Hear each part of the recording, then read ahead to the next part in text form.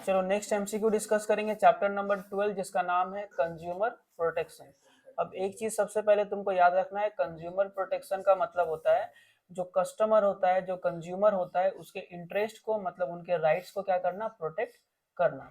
ठीक है, जैसे तुम लोग जागो ग्राहक जागो का ऐड सुने हो ना, तो वो क्या था, कंज्यूमर को प्रोटेक्ट करना, मतलब कंज्यूमर को अवेयर कराना कि उनके पास क्या क्या राइट्स है और उनका क्या क्या ड्यूटीज है। ठीक है, अब इसका जो सबसे पहला क्वेश्चन है, the maximum time limit for settlement of complain at district consumer forum. अब ये होता क्या है, देखो कंज्यूमर के लिए, अगर कंज्यूमर को कोई भी प्रॉब्लम होता है तो उनके लिए नॉर्मल कोर्ट नहीं है बल्कि स्पेशल कोर्ट है, जिसको हम लोग कंज्यूमर फोरम या कमीशन भी कहते हैं। तो इसका 3 फॉरम आता है, एक आता है district forum, state commission and national commission. ये 3 टाइप का कोर्ट कंज्यूमर के लिए अवेलेबल होता है।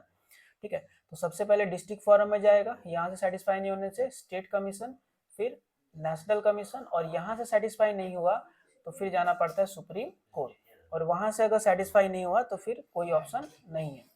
ठीक है, तो देखो यहाँ पे लिखा गया maximum time limit for settlement of complaint at district consumer forum.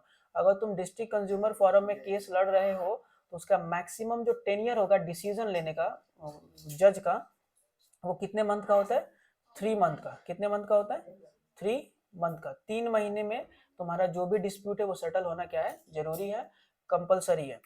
Next, the chairman of national consumer redressal commission is appointed by. देखो ये क्वेश्चन आता है, इन तीनों में चेयरमैन कौन अपॉइंट करता है, तुमको बस इतना ध्यान में रखना है कि कौन से किस लेवल पे है। देखो डिस्ट्रिक्ट किसके कंट्रोल में होता है, स्टेट गवर्नमेंट, तो इसको स्टेट गवर्नमेंट अपॉइंट करेगा। डिस्ट्रिक्ट फोरम का जो भी चेयरमैन रहेगा कौन अपॉइंट करेगा, स्टेट गवर्नमेंट। और स्टेट किसके अंदर में होता है, नेशनल के अंडर का पार्ट है ना, तो इसको अपॉइंट कौन करेगा, सेंट्रल गवर्नमेंट। और नेशनल कमीशन को भी कौन अपॉइंट करेगा, सेंट्रल गवर्नमेंट। मतलब डिस्ट्रिक्ट के ऊपर पूरा का पूरा कंट्रोल किसके ऊपर है, स्टेट का है, बट स्टेट के ऊपर किसका कंट्रोल है, नेशन का, और नेशन के ऊपर भी किसका कंट्रोल है, नेशन का। ठीक है, तो चेयरमैन ऑफ नेशनल कमीशन कौन अपॉइंट कर देगा, central government. The upper age limit for the member of state consumer redressal commission होगा, कमीशन इज, तो स्टेट कंज्यूमर रिड्रेसल का जो मैक्सिमम लिमिट होगा एज का वो कितना होगा, ऑप्शन थोड़ा सा मिस्टेक दिया होगा, ये कितने साल का होता है, 70 ईयर का। कितने साल का, 70 साल का लिमिट है मैक्सिमम, कितना साल, 70 years. Chairman of the state consumer commission, अब बताओ स्टेट कंज्यूमर, सॉरी सॉरी थोड़ा मिस्टेक बोल दिए थे, स्टेट कंज्यूमर कमीशन, स्टेट भी किससे कंट्रोल में है, स्टेट का, तो स्टेट कंज्यूमर को भी कौन अपॉइंट करेगा, स्टेट गवर्नमेंट ही करेगा, सेंट्रल गवर्नमेंट सिर्फ नेशनल वाले को करेगा। ठीक है, स्टेट डिस्ट्रिक्ट फोरम जो है इसको कौन करेगा, स्टेट गवर्नमेंट, स्टेट वाले को भी कौन करेगा, स्टेट, क्योंकि ये भी कंट्रोल में होगा स्टेट का। और नेशनल कमीशन को कौन करेगा, सेंट्रल गवर्नमेंट। तो स्टेट कंज्यूमर कमीशन को कौन अपॉइंट करेगा, state government. Minimum number of member in national consumer redressal commission, देखो मिनिमम नंबर का अगर बात करेगा तो देखो स्टेट वाले के लिए 2P हम लोग कहते हैं, क्या कहते हैं, 2P। सॉरी, डिस्ट्रिक्ट वाले के लिए हम लोग 2P कहते हैं, स्टेट वाले के लिए 4P, और नेशनल वाले के लिए भी क्या कहते हैं, 4P।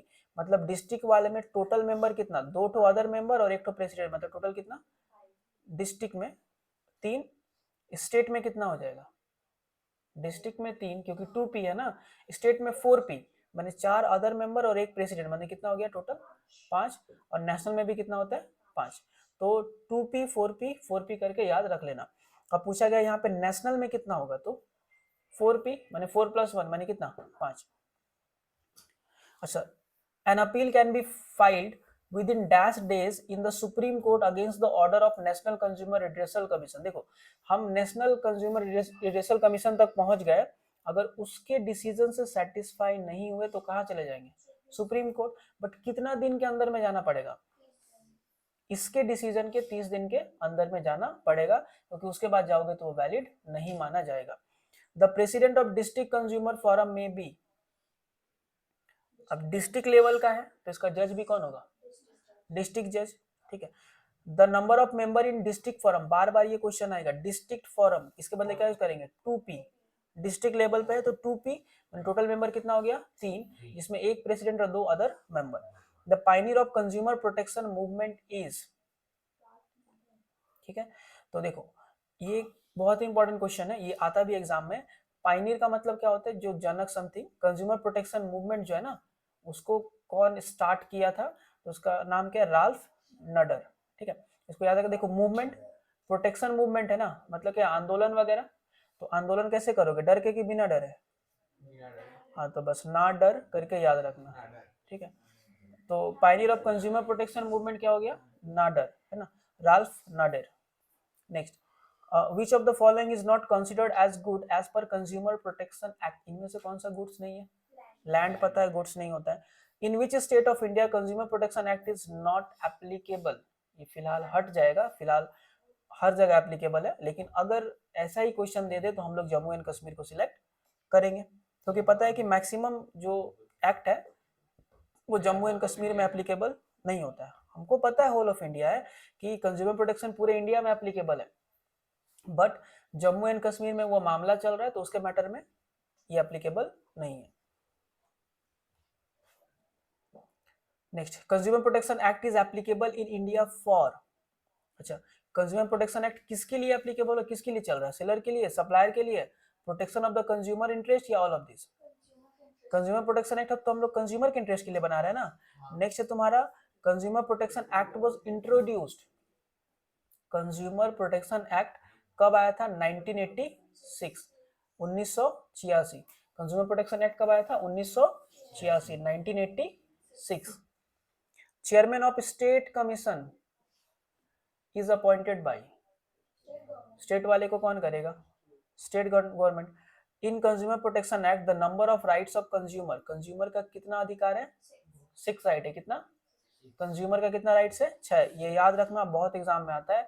कंज्यूमर का राइट्स कितना है? 6। ठीक है, इसमें तुम राइट्स से कर सकते हो याद। कहाँ गया? इन consumer protection act the number of right, RIGHT फिर S, राइट्स। राइट्स माने कितना राइट्स है? 6। कंज्यूमर का कितना राइट है? 6। नेक्स्ट है तुम्हारा the path finder of consumer protection movement. Protection movement क्या आएगा? Ralph Nadar. Penalty can be imposed under which section of consumer protection act. देखो पेनाल्टी, ध्यान से सुनना, कंज्यूमर प्रोटेक्शन एक्ट में तुमको जब पेनाल्टी लगता है, मतलब क्या बोलते हैं उसको हम लोग, पेनल्टी का मतलब सजा वगैरह के तौर पे, जब भी पैसा वगैरह कुछ लग रहा है, तो कौन से सेक्शन में लगता है? 27।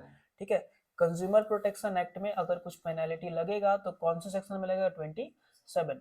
इसको सिंपली तुम याद रखना कि सपोज करो एक चॉकलेट का पैकेट खरीदा, उसमें कुछ खराब वगैरह निकल गया, तो तुम कंप्लेन किया, तो तुमको पेनल्टी के तौर पे कितना मिल गया, मतलब तुमको कंपनसेशन के तौर पे कितना मिल गया? 27। कितना मिला?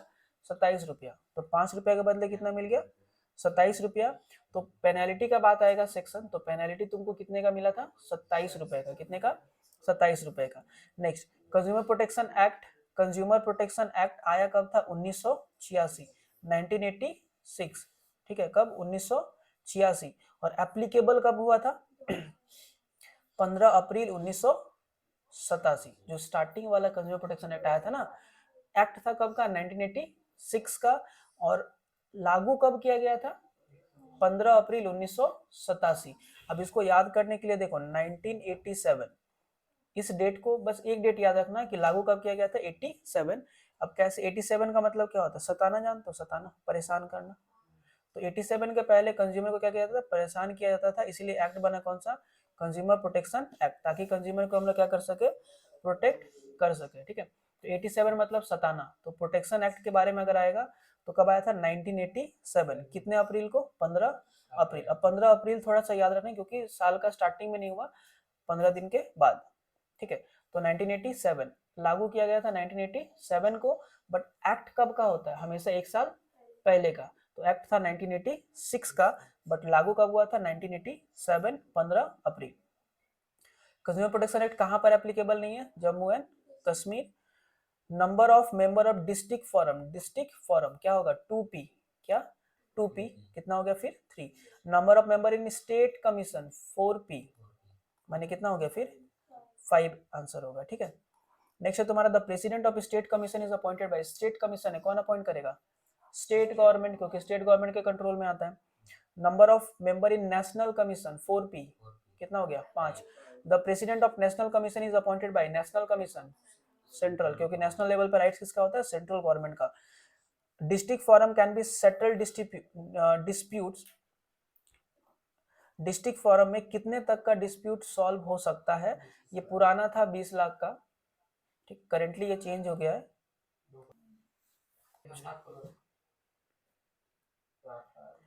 देखो नेक्स्ट जो बोला गया ना कि डिस्ट्रिक्ट फोरम में कितने रुपए का तुम्हारा जो लॉस का क्लेम है वो कर सकते हो, ये पुराना था 20 लाख का, बट देखो हम तीनों लिख देते हैं, district forum, state commission and national commission. अगर तुम्हारा लॉस का अमाउंट अप टू 1 करोड़ है, कितने का, तो डिस्ट्रिक्ट फोरम, 1 करोड़ से लेकर के 10 करोड़ कहाँ पे, स्टेट कमीशन, 10 करोड़ से ज्यादा कहाँ चले जाओगे, national commission.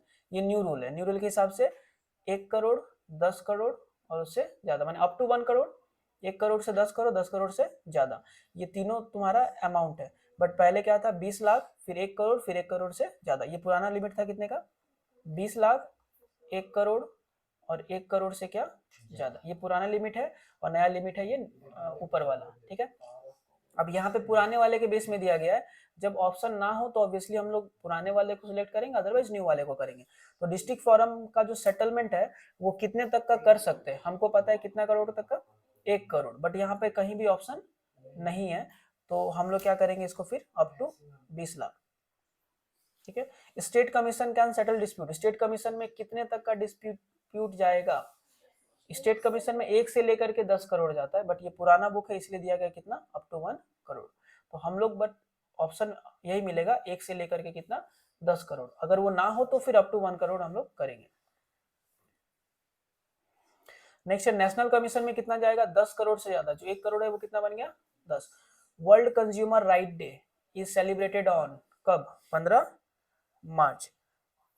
World consumer right day कब सेलिब्रेट या मनाया जाता है, नॉर्मल टाइप का जीके का ही होगा, समझ जाओ। ये कब मनाया जाता है, 15 मार्च, कितने मार्च को। अब थोड़ा लिंक करके याद करना कि कंज्यूमर प्रोटेक्शन एक्ट तो आया था 15 अप्रैल को, उसका 1 महीने जस्ट पहले हम लोग क्या मनाते हैं, वर्ल्ड कंज्यूमर राइट डे। क्या, वर्ल्ड कंज्यूमर राइट डे। मुबारक कदम इज अ, मुबारक कदम क्या है, डॉक्यूमेंट्री वीडियो। देखो मूवीज होता है ना, डॉक्यूमेंट्री फिल्म्स होता है, ठीक, और कुछ डॉक्यूमेंट्री वीडियोस होता है। तो ये क्या था, डॉक्यूमेंट्री वीडियोस था। देखो डॉक्यूमेंट्री जब बनता है ना, जैसे कोई भी डॉक्यूमेंट्री मूवीज होता है, तो देखना वो मूवीज में जो भी फैक्ट्स या इन्फॉर्मेशन होता है वो पूरा का पूरा करेक्ट होता है, माने जो रियल लाइफ से लिया होता है ना उसको क्या कहते हैं, डॉक्यूमेंट्री। तो थोड़ा डॉक्यूमेंट्री मूवीज देखोगे ना, थोड़ा सा तुमको बोरिंग लगेगा, बट एग्जैक्टली वो पूरा का पूरा रियल जो स्टोरीज होता है उसको कवर करता है। तो मुबारक कदम जो है ये क्या था, डॉक्यूमेंट्री वीडियो था, फिल्म नहीं था। क्या था, डॉक्यूमेंट्री, फिल्म मत कर देना, डॉक्यूमेंट्री क्या था, वीडियोस, मतलब शॉर्ट टर्म था, ज्यादा लेंदी नहीं था। The statement which is regarded as true is, इनमें से कौन सा सच है, market minus consumer equals to zero, market minus management equals to zero, market minus supplier equals to customer, market minus manufacturer equals to supplier. Market minus consumer equals to zero, मतलब यह है कि मार्केट में से अगर consumer चला जाए तो उसका वैल्यू क्या बन जाएगा, जीरो बन जाएगा, ठीक है। और मार्केट में से अगर मैनेजमेंट चल जाए तो क्या उसका वैल्यू जीरो बनेगा, दूसरा मैनेजर आ सकता है, ठीक है। मार्केट में से सप्लायर चला जाए तो दूसरा सप्लायर आ सकता है, ठीक है।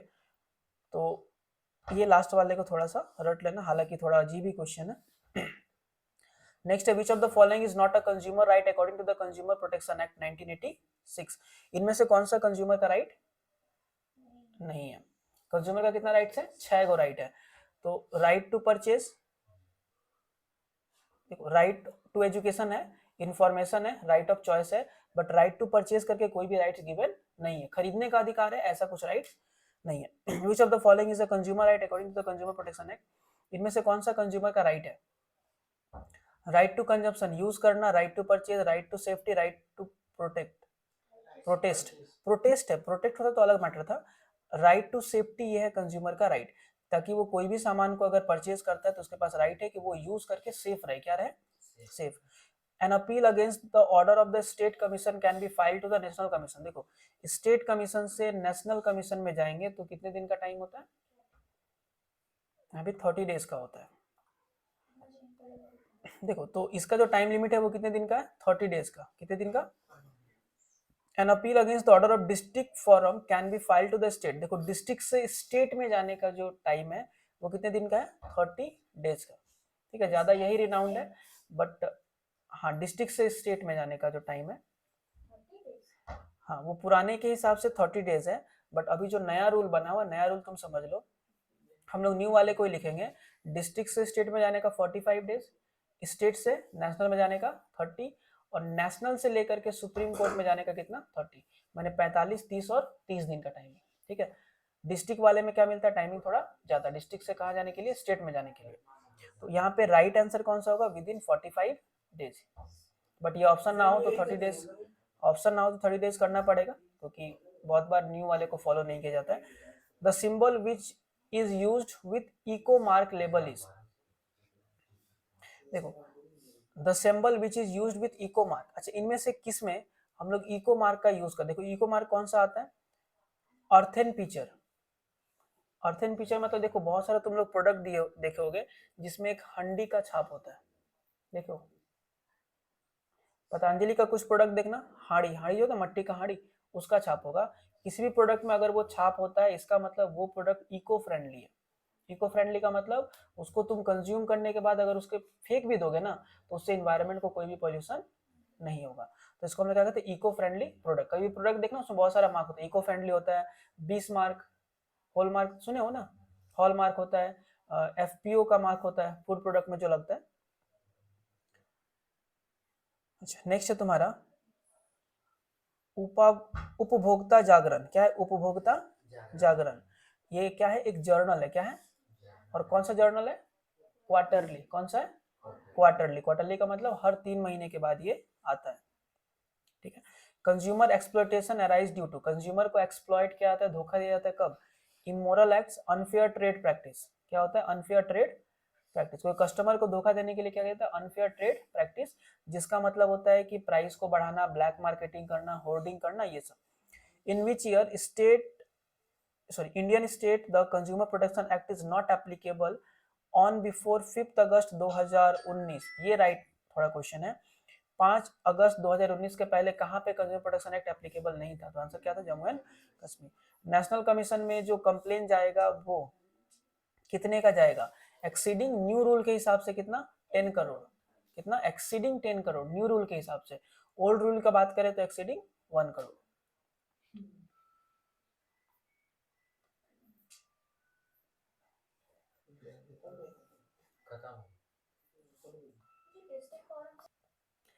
देखो एक एक्स्ट्रा टॉपिक हम लोग कर देते हैं।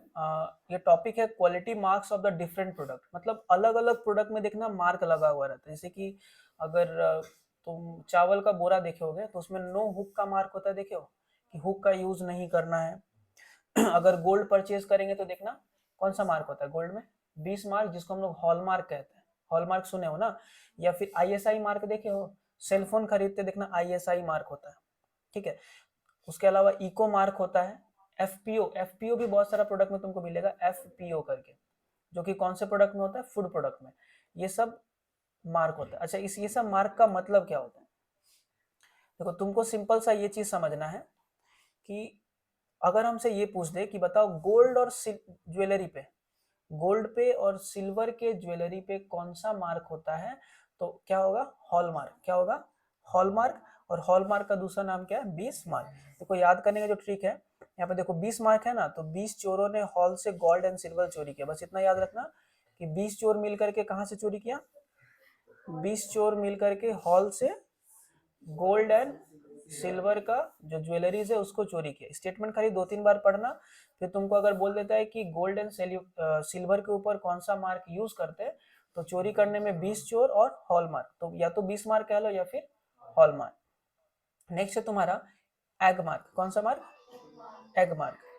अब एग मार्क का यूज कहाँ पे किया जाता है, जितना भी एग्रीकल्चरल प्रोडक्ट होता है। कौन सा प्रोडक्ट, तो एग मार्क में एजी का मतलब क्या होता है, एग्रीकल्चर। क्या होता है, तो जितना खेती वाला प्रोडक्ट होगा उसमें हम लोग कौन से मार्क का यूज करते हैं, ठीक है, एग मार्क का। कौन से मार्क का, एग मार्क। एग मार्क में एजी का मतलब क्या होता है, एग्रीकल्चरल। ठीक है, फिर आता है आईएसआई मार्क। ISI मार्क सुने हो या देखे भी होगे, ऐसे करके मिलेगा एक बड़ा सा S, इसके अंदर में ऐसे ऐसे कैसे अजीब टाइप का एक रहता है, ठीक है, तो उसको हम लोग ISI मार्क कहते हैं, ऐसे रहता है, फिर ऐसे कुछ कवर है समथिंग, ड्रॉ नहीं कर पा रहे, जो भी है। जो ISI मार्क रहता है वो कहाँ पे लगता है, ड्यूरेबल प्रोडक्ट पे। कौन से प्रोडक्ट पे, तुमको आयरन में मिल जाएगा, लोहा देखो, छड़, छड़ में भी देखना ISI मार्क रहता है, ठीक है। तो ये कहाँ पे लगता है तुम्हारा, या तो इलेक्ट्रिक का सामान या फिर ड्यूरेबल, कहाँ पे, इलेक्ट्रिक पे या फिर ड्यूरेबल। तो इसमें याद रखना है कि ISIS सुने हो, ये सीक्रेट एजेंसी है कहाँ का, पाकिस्तान का। हाँ हाँ, तो वो ISI उसी से लिंक कर लो। ISI जो होता है ना, वो लोग जो भी गन्स वगैरह का यूज करे वो क्या होगा, ड्यूरेबल और इलेक्ट्रॉनिक होगा, ठीक है, ठीक है, जो भी गन्स का यूज करेगा वो क्या होगा, ड्यूरेबल और इलेक्ट्रॉनिक।